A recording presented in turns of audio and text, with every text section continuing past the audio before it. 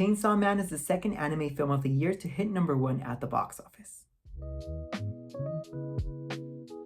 Thanks for tuning in to this weekend's box office winners. Now before we dive in, make sure to like and subscribe so you never miss what movies are killing it at the box office.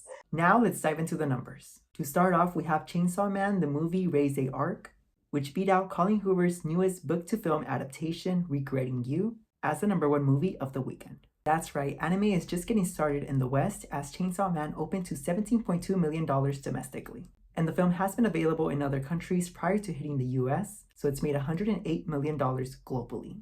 Now to put this into perspective, this opening is right in line with Jujutsu Kaisen Zero's opening weekend back in 2022 of $18 million, and almost on par with Demon Slayer Mugen Train's opening of $21 million.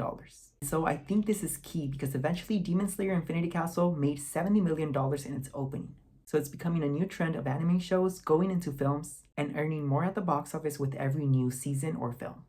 And get this, Chainsaw Man's budget is only $4 million, which means that ever since the film made $10 million at the box office, it's all been gravy for Crunchyroll and Sony Pictures, who is the distributor for the film in the US and other markets. The film also earned a stellar A cinema score, which is in line with Demon Slayer Infinity Castle cinema score, showing how much fans loved these anime films. IMAX and other premium formats also positioned the film beautifully, as 63% of the audience saw the film on a premium screen.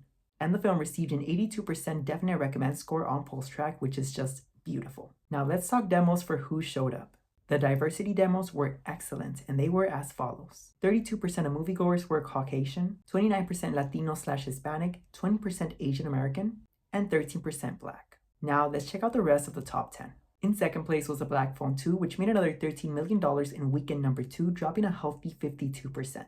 This is an okay hold, but it's not as great as the first Black Phone's second weekend hold. Regardless, let's hope the film has better legs next weekend with Halloween weekend. The film has made $49 million domestically and $80 million worldwide. And the first film ended its global run with $161 million accumulated, so let's hope this sequel doesn't stray too far away from that global tally.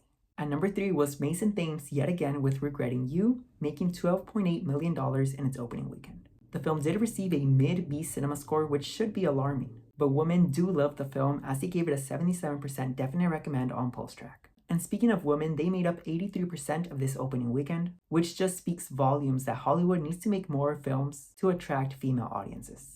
Now, of course, this is way below Colleen Hoover's last book-to-film adaptation, It Ends With Us, which made $50 million in its opening weekend. And maybe they should have waited to see how this second Colleen Hoover film fared in theaters before they greenlighted Reminders of Him, which is hitting theaters in March 2026. Diversity demos were 50% Caucasian, 36% Latino/Hispanic, 6% Asian American, and 5% Black, while women over 25 led at 45%.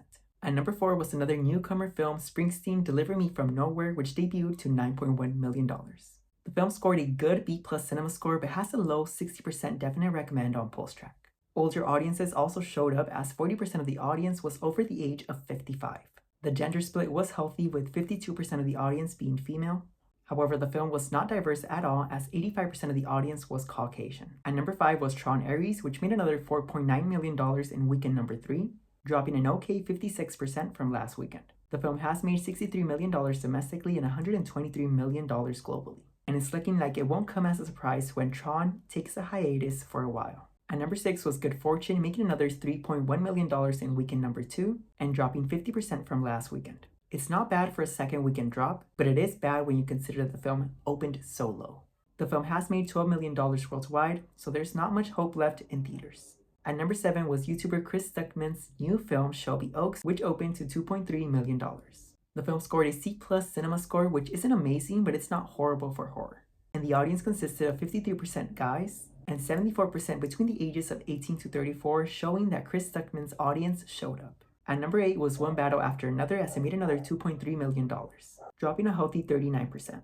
The film has made $65 million domestically and $179 million worldwide, with hopes that the film continues in the box office until the award season kicks off. At #9 was Roofman, making another $2 million and dropping a good 46% from last weekend. The film has made $19 million domestically and $22 million worldwide, meaning that the film will likely break even and turn a profit once it's on digital. And rounding out the top 10 was Truth and Treason, making another $933,000 in weekend 2, yet dropping a harsh 64%. And that wraps up this weekend's box office winners. with Chainsaw Man showing that anime reigns supreme at the box office. Let me know in the comments what movie, if any, did you see in theaters this weekend? And don't forget to like and subscribe and tune in next weekend to see the re-releases of K-Pop Demon Hunters and Sinners in theaters. And as always, keep watching.